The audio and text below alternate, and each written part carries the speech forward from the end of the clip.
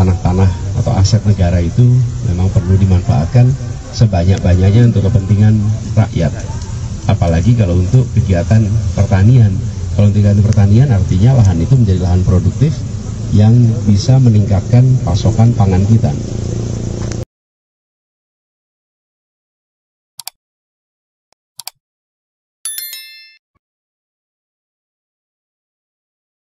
Ngobrol dengan para petani dan mereka menyampaikan yang menjadi permasalahan utama beberapa. Satu adalah soal pupuk, kelangkaan pupuk, apalagi pupuk bersubsidi, dan mereka menyampaikan bahwa sebaiknya sudah harus ada langkah baru untuk memastikan bahwa terjadi ketersediaan pupuk sesuai dengan kebutuhan yang ada di petani.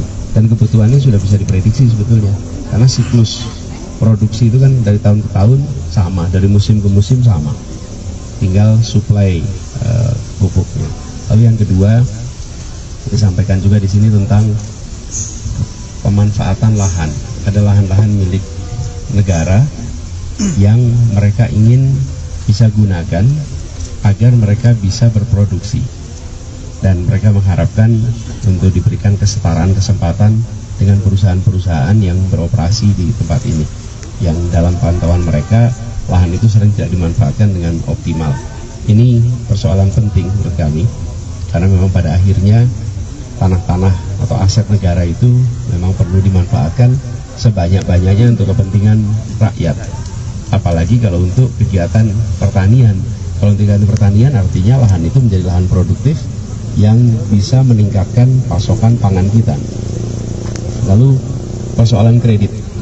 Kredit ini tadi disampaikan sulitnya untuk mendapatkan kredit, walaupun secara peraturan itu KUR tidak memerlukan agunan, tapi dalam pelaksanaannya mereka mengeluhkan bahwa KUR itu tetap mengharuskan ada agunan, dan ini kerepotan di lapangan.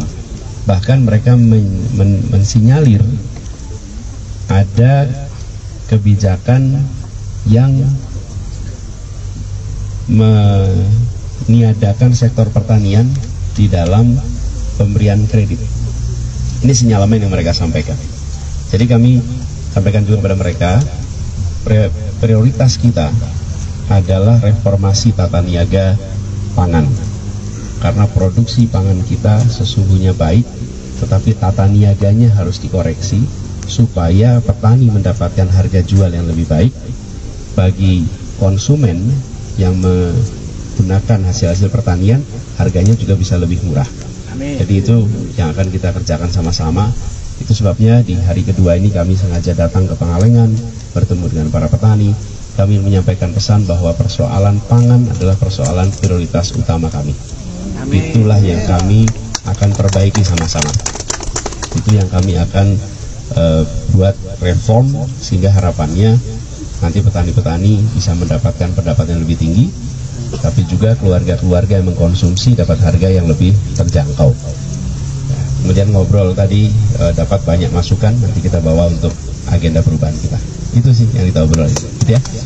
Pak Anies kan selama ini kan selalu kontra dengan food estate dan mengedepankan pertanian kontrak. Nah, mungkin Pak Anies bisa menjelaskan itu secara implementasinya di depan petani juga, itu sebenarnya program itu seperti apa? Jadi yang disebut sebagai pertanian kontrak itu di mana mereka tetap berusaha di wilayah mereka, dan pemerintah justru melakukan intensifikasi atas aktivitas pertanian. Jadi sentra-sentra pertanian yang sekarang ada itu dijadikan sebagai mitra, bisa BUMD, bisa BUMN, bisa swasta, tapi pemerintah menyiapkan regulasinya sehingga memungkinkan produk pertanian mereka itu langsung bisa diambil oleh masyarakat yang membutuhkan lewat badan-badan usaha itu. Kami melihat cara seperti itu akan lebih adil, karena mereka yang selama ini berpuluh-puluh tahun memang memproduksi pertanian. Kalau kita melakukan food estate, maka dana kita itu justru diberikan ke tempat yang baru, ke tempat yang dikelola oleh korporasi. Padahal dana yang sama itu kalau diberikan untuk kontrak farming, maka yang menerima adalah rakyat yang selama ini bekerja senyatanya memproduksi. Jadi itulah kenapa kita memilih melakukan kontrak farming, supaya anggaran negara bukan malah dibuat ke tempat yang baru, tapi justru memberikan kepada mereka yang selama ini sudah bekerja untuk memproduksi pertanian. Di situ letak perbedaannya, ya. Gitu ya. Pak Anies kemarin waktu berkampanye di Bogor menyinggung soal ini bukan soal mengganti nama presiden dan wakil presiden, dan lebih mengganti kebijakannya. Fokus Pak Anies, kebijakan apa yang perlu diganti, Pak? Banyak dong. Lebih konkretnya Perubahan. Kan perubahan. Itu perubahan. Kan niscayaan. Maksud saya begini, gagasan yang dibawa. Jadi karena kenapa saya sampaikan ini? Karena banyak yang sering melihat approval rate tinggi. Oke. Memang ini bukan soal approval rate, tapi tanya kondisi masyarakat, bagaimana dengan harga pangan, bagaimana lapangan pekerjaan, bagaimana dengan biaya hidup. Dan jawabannya bisa dikatakan hampir semua mengatakan situasinya sulit. Nah, kebijakan-kebijakan itulah yang akan diubah. Terkait dengan tata niaga, pangan, terkait dengan investasi di sektor-sektor yang menyerap tenaga kerja.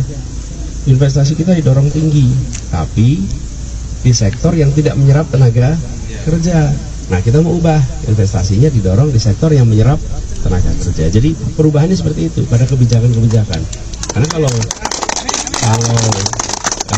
yang menjadi presiden wakil presiden memang sudah ada periodenya, tapi kebijakannya yang akan kita lakukan perubahan, gitu ya. Pak, yuk kita berikutnya aja, bagi deh.